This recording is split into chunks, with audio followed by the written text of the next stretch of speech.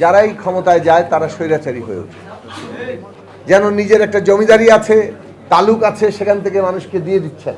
বাংলাদেশে একটা নতুন জাতীয় সনদ দরকার, যেখানে সবগুলো রাজনৈতিক দল রাজনীতির নিয়ম বদলাবে এবং কিভাবে রাজনীতি চলবে সেইটা ঠিক করতে হবে। ওই রকম একটি রাতের ভোট ডাকাতের নির্বাচন, মধ্যরাতের নির্বাচন, এইটা আর কখনো ঘটে না। যারাই ক্ষমতায় যায় তারা স্বৈরাচারী হয়ে ওঠে। অন্য কোনো প্রতিষ্ঠান কাজ করতে পারে না। সমস্ত ক্ষমতা একজনের হাতে কেন্দ্রীভূত। সব প্রতিষ্ঠান, সমস্ত রাষ্ট্র ব্যবস্থা পকেটের মধ্যে ঢুকে যায় এবং এইটাই ইতিহাস হিসাবে এসছে। শেখ হাসিনা এটাকে একেবারে সর্বোচ্চ শিখরে নিয়ে গেছে, একেবারে এটাকে একটা নগ্ন চেহারায় নিয়ে গেছে। উনিই রাষ্ট্র, উনিই সব কিছু, উনিই দেশ। এটা করে দিয়েছি, ওটা দিয়ে দিয়েছি, যেন নিজের একটা জমিদারি আছে, তালুক আছে, সেখান থেকে মানুষকে দিয়ে দিচ্ছেন, করে দিচ্ছেন। এইরকম একটা পরিস্থিতি তো আমরা দেখেছি। কিন্তু এইসব কথাবার্তা কেবল কথাবার্তায় থাকে নাই, তার শাসনটা রাখার জন্য বাংলাদেশের ইতিহাসে ভয়ঙ্করতম একটা শাসন সে জারি করেছে।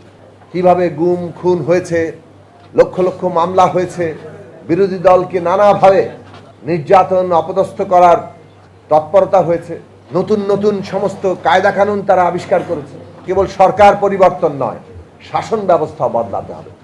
ফ্যাসিস্টের বিদায় নয়, ফ্যাসিবাদেরও বিলোপ করতে হবে। এই আওয়াজ অনেক আগেই উঠেছিল। আমাদের মতো দলের পক্ষ থেকে এটা খোলাখুলিভাবে বলা যায়, এটা গর্ব করার বিষয় হিসেবে নয়।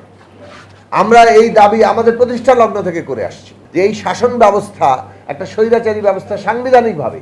কাজে এইটাকে না বদলালে কেবলমাত্র সরকার পরিবর্তন বাংলাদেশের জনগণের জীবনে কোনো পরিবর্তন আনবে না। বাংলাদেশে একটা নতুন জাতীয় সনদ দরকার, যেখানে সবগুলো রাজনৈতিক দল রাজনীতির নিয়ম বদলাবে এবং কিভাবে রাজনীতি চলবে সেইটা ঠিক করতে হবে। এই জন্য আমাদের এই সামাজিক রাজনৈতিক চুক্তি দরকার। না হলে আমরা এই অবস্থা থেকে বের হতে পারবো না। তখনও প্রভাব ফেলেনি। এই কথা জোরের সাথে বলা যায় ডক্টর কামাল হোসেনের নেতৃত্বে যখন জাতীয় ঐক্য ফ্রন্ট গঠিত হয়েছিল, যেখানে বিএনপিও যুক্ত হয়েছিল, মূলত বিএনপির উদ্যোগেই বলা চলে সেইটা তখন হয়েছিল। সেই কনভেনশনে আমরা এই কথা বলেছিলাম যে আমাদের নতুন একটা সামাজিক রাজনৈতিক চুক্তি দরকার, একটা নতুন জাতীয় সনদ দরকার, যেখানে আমরা এই শাসন ব্যবস্থা বদলাতে পারব। কেননা এইটা টিকিয়ে রেখে কেবল একটি নির্বাচন এই অবস্থা থেকে আমাদের মুক্ত করবে না। 18 সালের নির্বাচনের আগেও এটা প্রধান রাজনৈতিক প্রশ্ন হয়নি। 18 সালের নির্বাচনে যখন সকল রাজনৈতিক দল অংশ নিল, বাংলাদেশের ইতিহাসে সব রাজনৈতিক দল অংশ নেওয়ার পরে ওই রকম একটি রাতের ভোট ডাকাতের নির্বাচন, মধ্যরাতের নির্বাচন, এইটা আর কখনো ঘটে নাই। এই ভয়ঙ্কর চেহারা কখনো দেখা যায় নাই। প্রধান বিরোধী রাজনৈতিক দল তখন তাদের বিরাট অংশের প্রার্থীদের জামানত বাজেয়াপ্ত হচ্ছে। আসলে তো তাদের জেতার কথা।